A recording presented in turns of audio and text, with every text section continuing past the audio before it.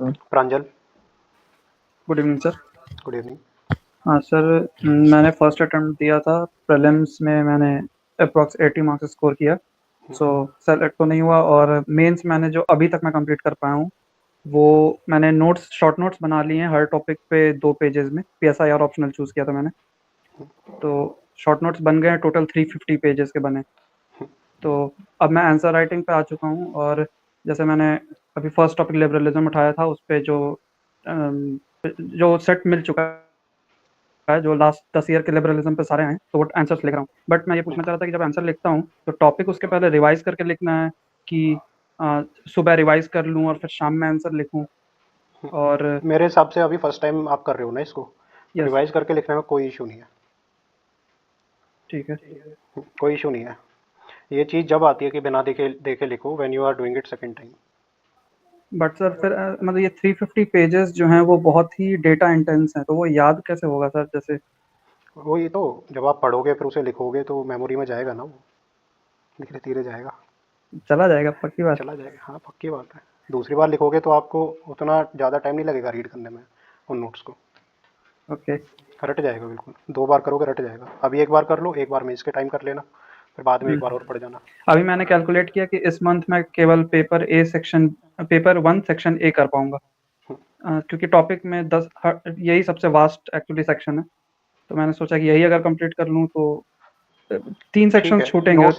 Notes तो आपके पूरे बन गए हैं ना। यस, टोटल डन है। टोटल 350 डन पेजेस में ठीक है, कंसाइज। तो you can practice for one paper, that is fine. 1 paper भी नहीं sir, actually half paper, 1 section में। वन सेक्शन ना, जी, तो इतना दैट इज़ सब। Fine, but at least have the clarity in mind कि भाई मुझे आंसर राइटिंग करनी कैसे है। देखो कई लोगों को जिनको आंसर राइटिंग पता लग जाती है ना कि भाई मेरे को ऐसे करनी है, हाँ, they don't have to answer practice answer writing for each portion of the syllabus. For correct. Instance, if you can write a good answer of GS1 paper, you can automatically write a good answer for ethics too, क्योंकि answer writing skill is same, hmm. Only the content differs. और मैंने हाँ। हमेशा बताया है कि content पे answer writing depend ही नहीं करती, उसके मैं कई सारे सबूत दे चुका हूँ। हम्म। ठीक है, कंटेंट कुछ भी हो आपका, अगर आपको उसका स्ट्रक्चर, अगर आपको फ्रेम पता है, अगर आपको प्रेसिशन स्किल पता है कि भाई कोई थॉट आपके माइंड में 4-5 लाइन का आ रहा है, you can concise it to 1 line, that is the skill. अब वो थॉट 5 लाइन का, चाहे पॉलिटी का हो, चाहे हिस्ट्री का हो, चाहे किसी भी चीज़ का हो, हम्म। है ना, डजेंट मैटर, ये सर स्किल है। जी, तो सर ये जो भी आंसर्स लिख रहा हूँ जो टॉपिक वाइज, जैसे लिबरलिज्म उठाया मैंने, उस पे आज 5 आंसर्स लिखे हैं। तो ये मैं चेक कैसे कराऊँ? किसी इंस्टीट्यूट से, किसी सीनियर से? कैसे, टेलीग्राम पे कोई ग्रुप ढूंढ लूँ? क्या करना चाहिए? देखो इसके लिए क्या है ना, इसके लिए आप टॉपर कॉपीज उठाओ और उनसे देखो। हाँ, वो एक्चुअली पीवाईक्यूज कर रहा हूँ ना, तो मॉडल आंसर तो से मैच करता हूँ। पीवाईक्यू भी मिल जाते हैं। पीवाईक्यू के टॉपर कॉपी नहीं मिल रहा है, पीवाईक्यू का मॉडल आंसर मिल जा रहा टॉपिक तो वही है ना, है। यस। हाँ। लिबरलिज्म के ऊपर आपने नोट्स बनाए लेट से, हाँ। हाँ। तो लिबरलिज्म के ऊपर आप टॉपर कॉपी उठाओगे तो कोई क्वेश्चन तो लिबरलिज्म के ऊपर उसने लिखा होगा।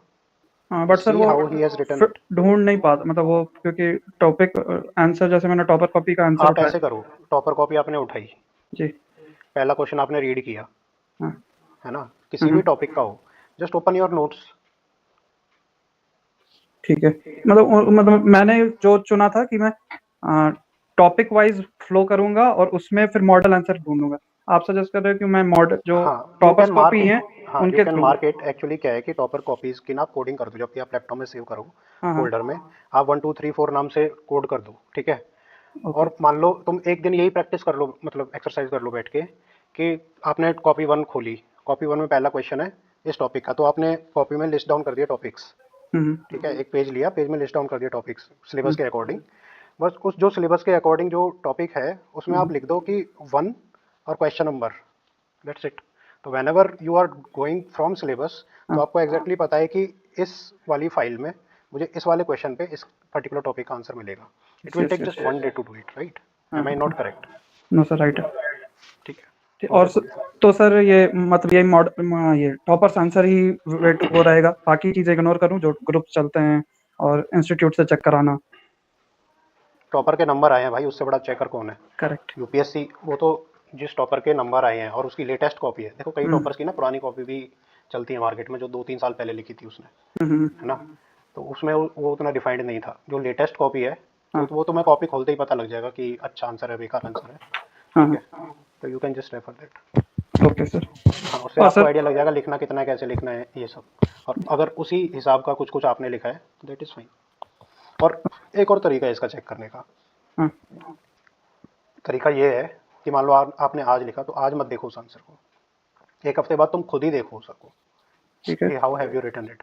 तो एक हफ्ते बाद खुद ही आपको ना एक जोन आउट होके एक पर्सपेक्टिव मिल जाएगा कि आंसर अच्छा है कि नहीं अच्छा है।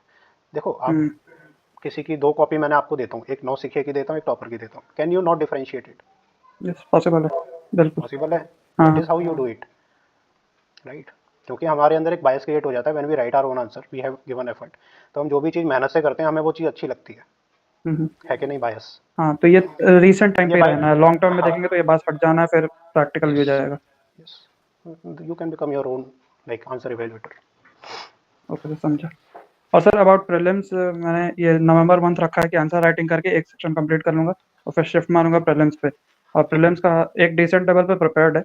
जो मैंने मिस्टेक्स करे थे कॉज़ फर्स्ट अटेम्प्ट था, रिवीजन के लिए टाइम लैग हुआ था और टेस्ट सीरीज़ नहीं लिख पाया था और पीवाईक्यूज़ भी और करंट अफेयर्स भी। तो काफ़ी चीज़, ये 4 चीज़ें हैं।